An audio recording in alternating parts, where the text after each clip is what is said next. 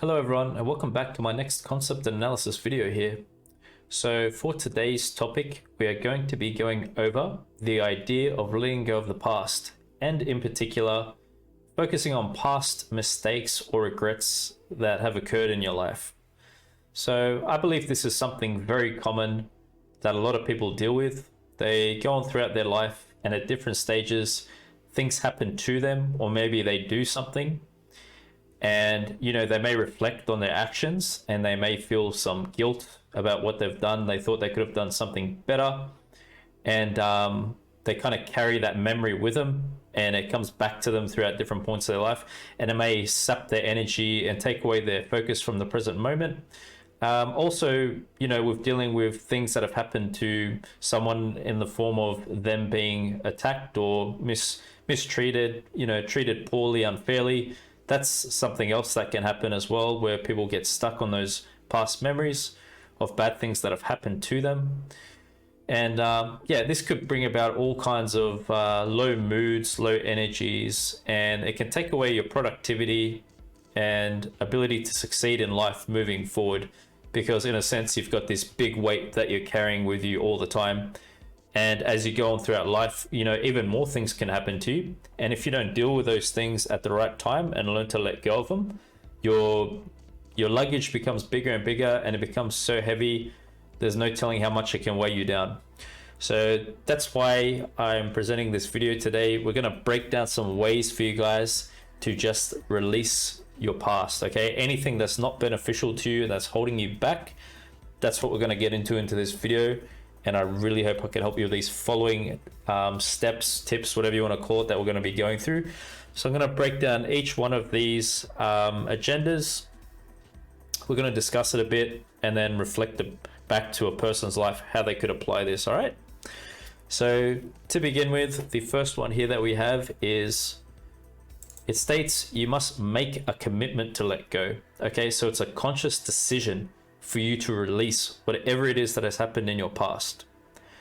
The first step toward letting go is realizing that it is necessary and feeling ready to do so. This can happen at different times for different people, but once someone makes this decision, it can be empowering. So if you're in a state of limbo where you're always undecided about addressing something that's happened, it seems that this is something that's not beneficial. That's why you're going to have these different thoughts and emotions coming up consistently. You must sit down and consciously address whatever it is that has happened in your past and make a firm decision that from this day on, that's it. This is going to be the final time that you're going to keep going over this in your mind, and you're going to make peace with your past, okay? So it takes a conscious decision, and it does talk about when you're feeling ready to do so. So that means if something's happened to you, maybe you need some time to feel your emotions out around it and let it blow over, whatever it is, until you can look at it more objectively, less emotionally. And then you can say, that's enough. We're going to move forward from this point on. So that's what the first step's talking about. So make a conscious choice to let go of your past. Sit down with a pen and paper, write down, this is the final time I'm going to go over this in my mind. No more, all right? Next point is feel the feelings. Memories of past events can bring up complex or strong emotions. Allowing oneself to feel those feelings unconditionally without trying to fight or fix them is an important step towards processing what happened. Okay, so this comes back to what I talk about in my other videos about not suppressing thoughts, not suppressing emotions. When they come up, you just let them come up. And you want to be in a state of observation about them. You don't want to have a thought and then think about, oh, that's so bad, and then start judging your thoughts like that, like having negative self-talk about it, or, getting too stressed or worried about it that you're even having it. Just allow it to come up as it will, and just observe it as something that's separate from you. If you can, even detach from it. Don't look at it as if it is you. Okay, just let it go out of your system if you can. Feel it unconditionally. So that's a big key here. We do not want to judge ourselves. We don't want to judge what's going on in our minds with our emotions. We just want to accept ourselves as we are.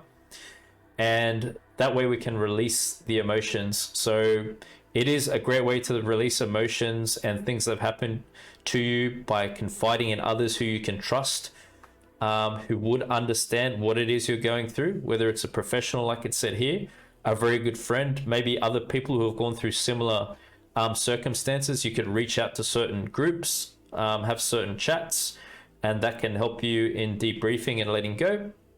So there's a number of ways to release, complex and strong emotions that have come up. And this is a very good step in letting go of the past, because we know the problem with managing the past and what's happened to you is usually the emotions that are tied to it. That's the heaviest part, isn't it? When you think back to something, the thing that bothers you is the heavy emotions you get with it. You might feel sad, you might feel angry. This is a great way to begin releasing the emotion around those events. Feel the feelings.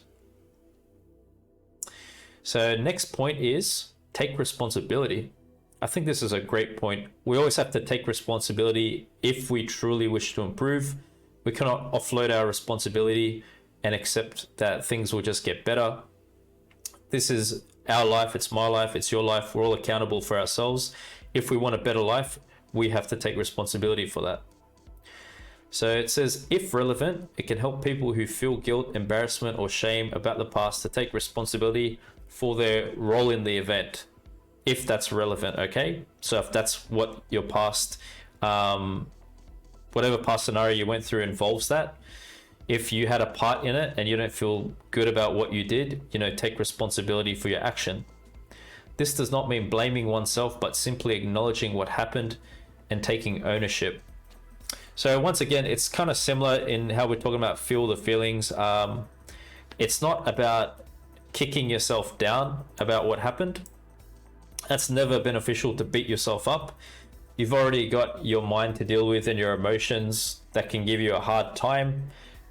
Different negative thoughts and visions on top of it. We don't want to be consciously putting ourselves down, saying, oh, I'm so stupid for that. Oh, I'm such a horrible person. That's not going to help. We always want to stay as logical as possible and get away from the emotional side of things, because we can think clearer that way.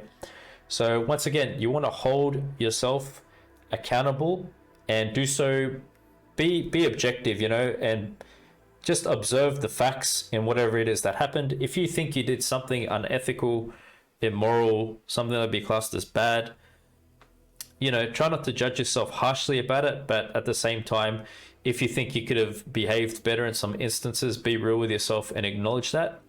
And the great thing about that is that can empower you, because by taking accountability for your actions, if that is causing you guilt, you know that in the future, you can make sure it doesn't happen again. So that's where people can get a feeling of positivity and empowerment by knowing they can change the course of their future. It does not have to repeat itself, their past history, okay? So the next point is, well, this is more of a practical point. I always like getting into these kind of tips because this gives you something you can immediately do to start working on your mindset. So I think these are really great.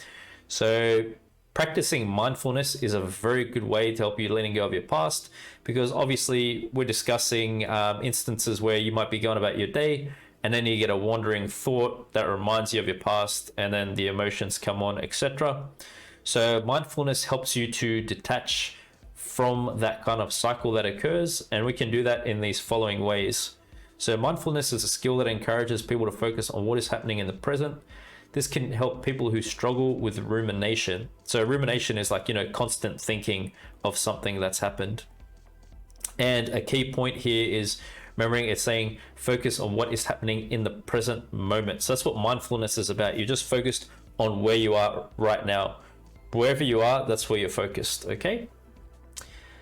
It goes on to say some ways to practice mindfulness include noticing small joys, such as the warmth of the sun on the skin, different sensations, physical sensations, spending time in nature, bringing attention back to the environment whenever the mind wanders, engaging in mindful creative hobbies such as drawing or playing musical instruments, practicing mindfulness meditation. There are a number of ways that you can meditate. Beginners trying mindfulness meditation can try sitting somewhere quiet with no distractions, closing the eyes, taking some deep breaths, focusing on inhaling and exhaling. When thoughts of the past come up, simply allowing them for a moment before returning the focus onto your breathing. So you see, the practical advice here is that when you have these thoughts come up, we're not reacting to them, with stress or dislike or judgment. We're just like literally letting our mind flow as it is, and we're just accepting our mind state for what it is.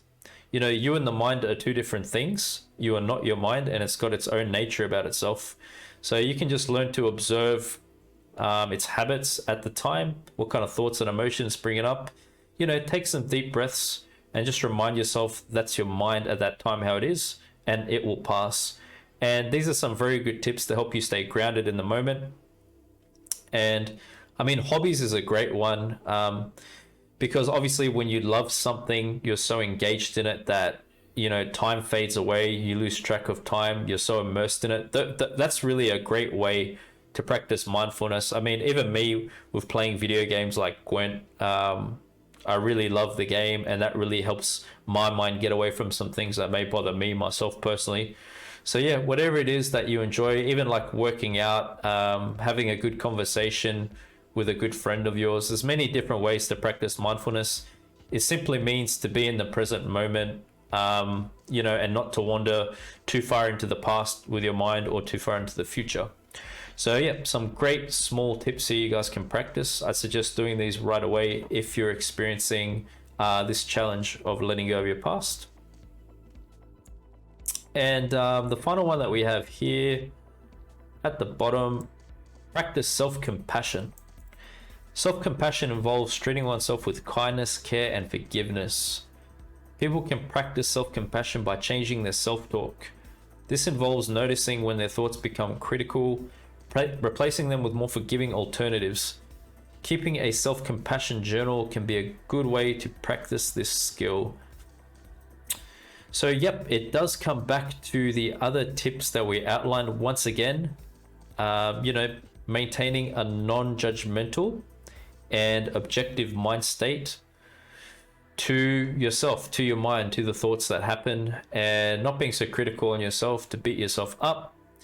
If it helps, try to view yourself from the outside. Like if you saw someone who's experiencing the challenge you are, how would you speak to them, and what advice would you give them to help them? Would you tell them, oh, you're a horrible person for doing that, oh, you suck, you're crap? Most likely you wouldn't. You'd have some heart for them. You'd want to help them improve, get better, move on from the state they're at. So treat yourself like you would if you're advising someone, okay? I think that's something that we often forget. Sometimes we treat people so well, but we forget to treat ourselves equally as well. So just remember that. Love yourself and appreciate yourself just as much as you do others in your life, okay? So these are the general tips of how to let go of the past. I wanted to keep this one short and concise for you because I can see these tips are quite practical, and I think it can give you a great start on working on this. So please go ahead and apply these tips in your life. Share the goodness of this information with others who might be challenged with letting go of their past. And let me know how you go in the comment section down below with this. Thank you for your time.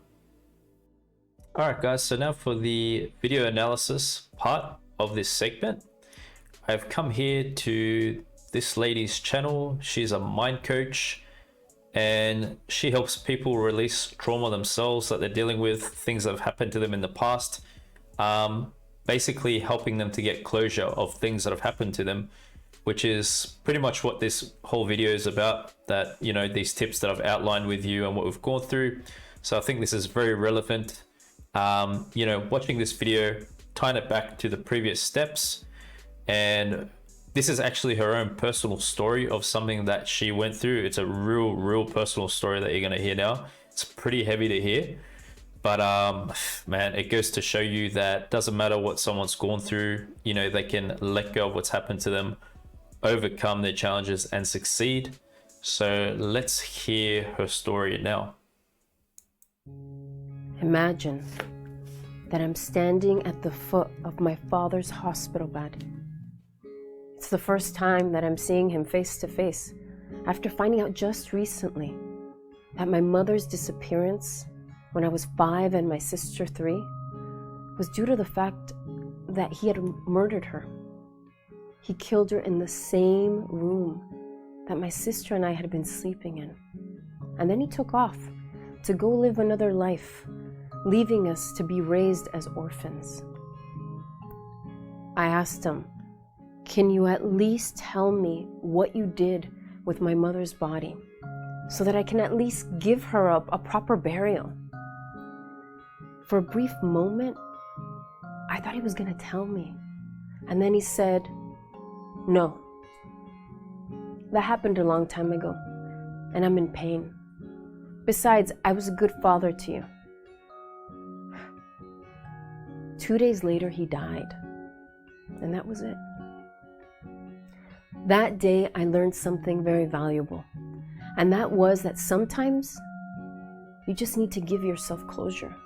Because many times the people that should apologize and do the right thing are so sick mentally that they're incapable of it. To me, closure is a gift that you give yourself, regardless of the people who hurt you. I myself was tired of carrying the burden of what had been done to me. I found that my mind would obsessively go back to everything that had been said and done and replay it to the point of mental exhaustion. Each time I did, I could feel the sadness, the anger, the disappointment, as though it had just happened. It was overwhelming to the point where I wasn't living my life anymore. I wasn't living in the present. Instead, I was stuck in the past. Yep. I'm not going to lie to you. Letting go of that awful past was a process. In the beginning, I remember feeling like I was broken and nothing could save me. Nobody could fix me. But with enough positive reinforcement and self-love, something began to shift in me to where I went from feeling like a victim to feeling empowered. Don't get me wrong. I didn't just forget about everything that had happened. No. But what I did do was detach from it to the point where it felt irrelevant to my present and to my future. That's the way I ended that chapter of my life. And since then, life keeps getting better and better. Great. In fact, it feels like a past life or something like that. I've just finished sharing this very personal story because I know from experience that when you're going through something traumatizing, you can feel like you're all alone. You're not alone, and you can move past whatever happened. For more information on releasing trauma, regardless of the source, and living your life the way you want to, go to sashacarrion.com. Guys, that was a heavy story. If she can get through that and what she went through at such a young age, that gives a lot of people out there much hope in the challenges they're going through, because that was an extremely big challenge. And look where she's at now. She's on YouTube, she's in therapy, she's doing great things, helping many people. So, don't worry, whatever it is you've gone through in your past, it's done. If we look at the past long enough, we're going to remain there. We must move forward, we must move on. And as we talked about in the beginning of the video, it must be a conscious decision to do that. And you see the way she did it, she pretty much went over the tips we discussed. Positive reinforcement, so that's, speaking well about yourself, holding yourself in good regards, not beating yourself up with a lot of negative self-talk, saying a lot of bad things about yourself and who you are as a human being. And she also talked about detachment. So that's what we talk about when we're discussing practicing mindfulness. So you're focused on the present moment where you are now, and you're detaching from your mind. That's not who you are. That's not where you are now. Where you are is exactly where you're standing at this point in time. So guys, I hope this video will help you in letting go of anything that's happened to you in your past that bothers you. Feel free to reach out to me in the comment section down below, if you want to discuss these points further. And much love and peace always.